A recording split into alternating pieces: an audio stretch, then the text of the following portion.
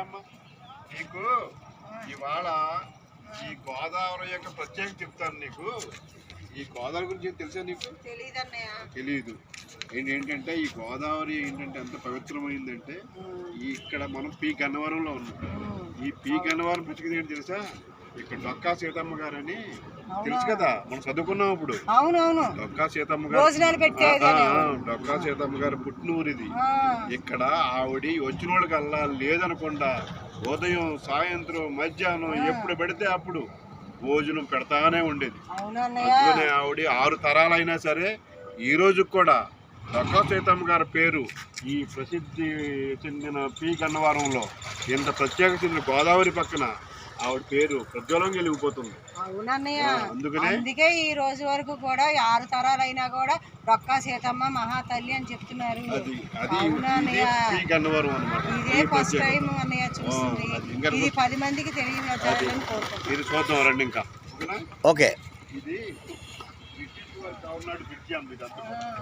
ఇదే ఇప్పుడు ఎలాగంటే ఈ బ్రిడ్జి ప్రత్యేకత ఏంటంటే కింద నుంచి గోదావరి చూపిస్తాను రా, చూపిస్తాను ఇట్లా. ఇది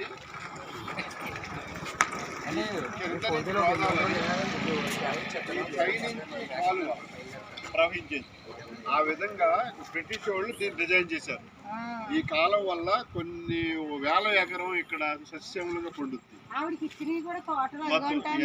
మొత్తం అన్ని కూడా. అలాగే మన ప్రభుత్వాలు వచ్చిన తర్వాత మనం కట్టుకున్న బ్రిడ్జి ఇది కొత్త బ్రిడ్జి. ఇది మొత్తం ఆ బ్రిడ్జి నుంచి వెహికల్స్ అవి వెళ్తాయి. ఆ కింద నుంచేమో మళ్ళీ కొత్తగా కాలువ వెళ్ళడానికి అది నిర్మించారు. ఇది ఈ గోదావరి యొక్క ప్రత్యేకత.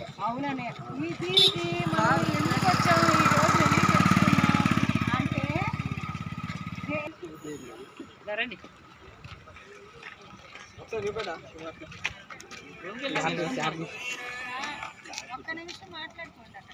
ఒక్క నిమిషం ఉండండి సార్. ఈ డొక్కా సీతమ్మ గారి బ్రిడ్జి అన్ని చూడటానికి కారణం ప్రసాద్ గారు, ఈ కల్కి గారు.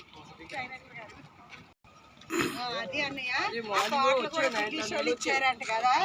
ఇవన్నీ చూడటానికి కారణం ఎవరంటే మనకి సినిమా హీరో గారు. సార్ నమస్తే సార్. డైరెక్టర్ కల్కి గారు మంచి మంచి సినిమాలు తీసి ఇట్లు ఇచ్చారు. అలాగే మాకు ముందు ముందు ఇవ్వాలని కోరుకుంటున్నాము. ఇంకా సినిమాలకి thank you sir, thank you very much. అలాగే మా వారికి కూడా sir all the best sir. మీకు ఆల్ ద బెస్ట్. అబ్బాయికి ఆల్ ద బెస్ట్.